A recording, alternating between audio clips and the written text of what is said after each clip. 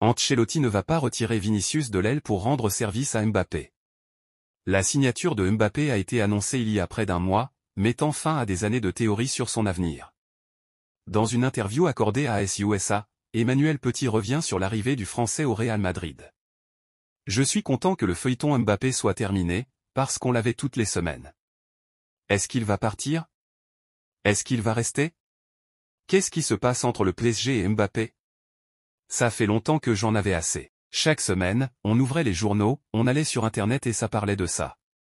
Ça fait des années que c'est comme ça, tous les 6 mois. Est-ce qu'il va signer un nouveau contrat? Est-ce qu'il va rester, s'agace-t-il, comme très souvent lorsqu'il évoque ce sujet. Sur le rôle qu'il aura au Real Madrid, Petit ajoute, je ne sais pas si Mbappé sera un problème, mais il sait exactement où il va, dans le meilleur club du monde qui a gagné la Ligue des Champions et la Liga sans lui, dans un vestiaire qui vit parfaitement. Il y a de gros égos, mais l'équipe passe avant tout parce que Madrid est plus important que chaque joueur, même si vous avez gagné le Ballon d'Or. À Madrid, l'importance de chacun n'a pas d'importance. Malgré cela, le champion du monde 98 assure que Mbappé le sait, il est intelligent et il essaiera de s'adapter le plus rapidement possible à ses coéquipiers sur le terrain. Il sait très bien que les supporters et la presse l'attendent. Ils ne vont pas lui donner du temps ou des excuses. À Madrid et au PSG, c'était la même chose. Les gens étaient fatigués des spéculations parce que c'était comme une série Netflix. En ce qui concerne la place qu'occupera le Français à Madrid, Emmanuel Petit déclare, Vinicius a fait de grandes choses cette saison, comme Rodrigo et Bellingham. Le seul poste libre à Madrid est celui d'attaquant de pointe et je pense que c'est là que Mbappé jouera. Je n'ai aucune idée de ce que fera Ancelotti, mais je ne pense pas qu'il retirera Vinicius de l'aile pour y mettre Mbappé et se retrouver avec le Brésilien comme neuf. Ce serait difficile à comprendre. Mbappé sera attaquant de pointe, peut-être que je me trompe, mais pour moi c'est la meilleure solution pour ne pas avoir de problème avec les joueurs, surtout avec quelqu'un qui vient d'arriver dans le vestiaire. Vinicius ne souffre pas de la comparaison avec Mbappé. Je ne pense pas qu'Ancelotti rendra service à Mbappé en le remplaçant par Vinicius et il le sait, avance l'ancien joueur de Monaco, d'Arsenal et du Barça. Nacho, j'aurais aimé dire au revoir au Bernabéu. Le capitaine du Real Madrid, qui vient d'officialiser son départ après près de 17 années passées au club, entre catégorie inférieure et équipe première, a comparu en salle de presse sous les couleurs de l'Espagne ce jeudi. Le grand départ, j'avais besoin d'une nouvelle expérience. Je n'aurais jamais rêvé d'une telle fin au Real Madrid. Ce fut une décision très difficile et mûrement réfléchie. J'ai dit à ma femme que l'affection que j'ai ressentie ces jours-ci est le plus grand titre de ma carrière. Quitter Madrid, j'ai été dans ce club toute ma vie. J'aurais pu rester 1 an de plus, mais ici rien ne compte plus que le fait d'être au plus haut niveau. Il ne me reste plus rien à gagner avec ce maillot. Cela ne veut pas dire que je n'ai plus d'ambition. Je comprends que beaucoup de gens trouvent cette décision étrange. J'ai toujours pris de bonnes décisions et celle-ci était très préméditée. J'avais des doutes la saison dernière, mais je pense qu'une belle fin comme celle-ci était impossible. Je ne pars pas pour n'importe quelle raison. Parfois, vous ne jouez pas et vous pensez que vous devez jouer et ça affecte la décision, mais c'était plus le passage des jours et des mois. Kroos et ses adieux, j'ai une telle confiance dans le club qu'ils ont attendu le dernier moment. Quand Tony m'a dit au revoir, je savais déjà que j'allais partir, mais rien n'était signé jusqu'à il y a quelques jours et ils m'ont attendu. J'aurais aimé dire au revoir au Bernabéu, mais je n'ai pas besoin d'un adieu comme celui de Kroos pour me sentir aimé. Dans le futur, je ne dis pas que nous ne le ferons pas. Je suis très reconnaissant envers le Real Madrid. L'annonce fait mal à l'Espagne, je ne veux pas que cette conférence de presse porte sur mes adieux. Avec le club, nous ferons quelque chose, je suis seulement venu ici pour expliquer ces derniers jours. J'aurais aimé que le problème soit résolu avant l'Euro. Lamine Yamal refuse une proposition dingue du FC Barcelone. Lamine Yamal. La presse espagnole nous apprend que le FC Barcelone va faire une proposition à sa pépite. Heureusement que le FC Barcelone peut compter sur la Masia. Dans une situation financière extrêmement compliquée, qui l'empêche de se battre pour recruter les meilleurs joueurs du monde, le club catalan peut s'appuyer sur un centre de formation très performant. Lamine Yamal en est le meilleur exemple, lui qui brille avec l'Espagne à l'Euro du haut de ses 16 ans. Clairement, l'adolescent est aujourd'hui le plus gros actif sportif de son club, et tout indique qu'il sera le pilier du projet barcelonais pour les années à venir, bien accompagné par Pedri ou par des joueurs de la Masia comme Gavi ou Pau Cubarsí.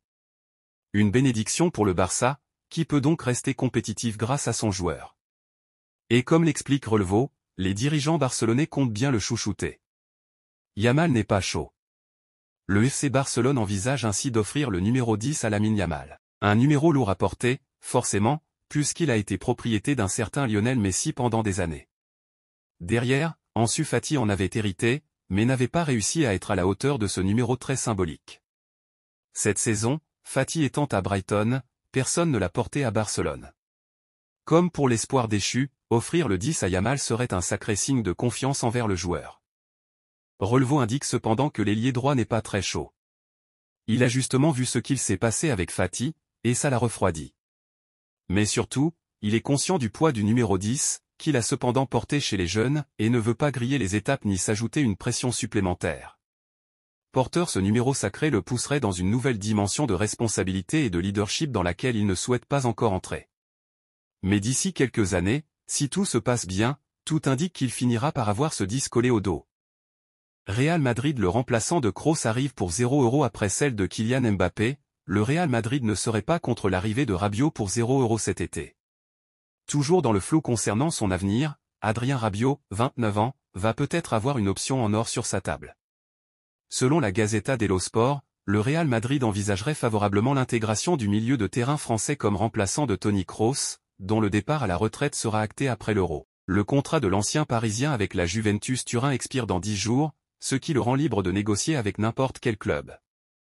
PSG, mercato, retournement de situation pour Bernardo Silva? Le PSG prêt à revenir dans ce dossier. Bernardo Silva avec Manchester City. Alors que le dossier Bernardo Silva semblait enterré, le PSG aurait décidé de reprendre les discussions avec le joueur de Manchester City. Le PSG prêt à revenir à la charge pour Bernardo Silva?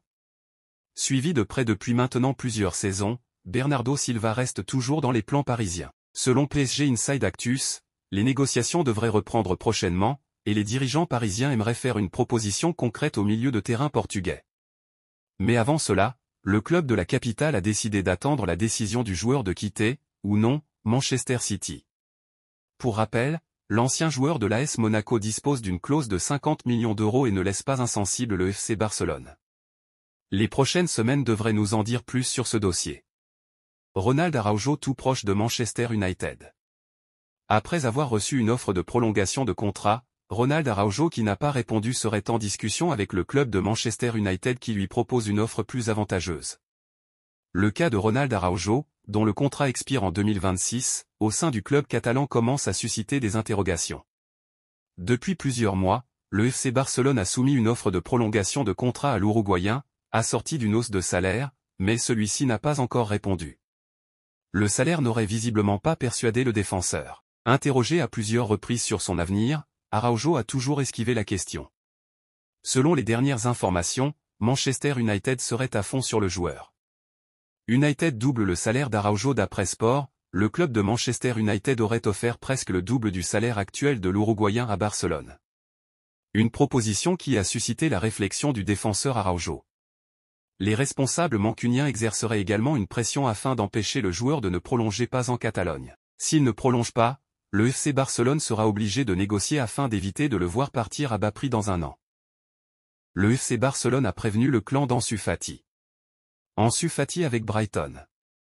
Ansu Fati ne devrait pas rester au FC Barcelone après l'été.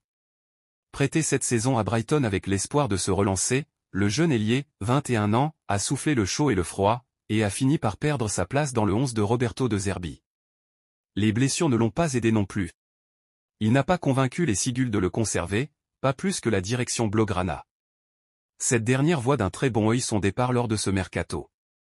Son salaire pèse très lourd dans les finances. Un nouveau départ en prêt avec une large prise du salaire, Brighton prenait 70% cette saison, est la priorité.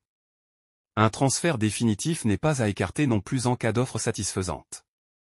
D'après Sport, le joueur et ses représentants ont déjà été prévenus que Fati ne serait pas conservé après la pré-saison.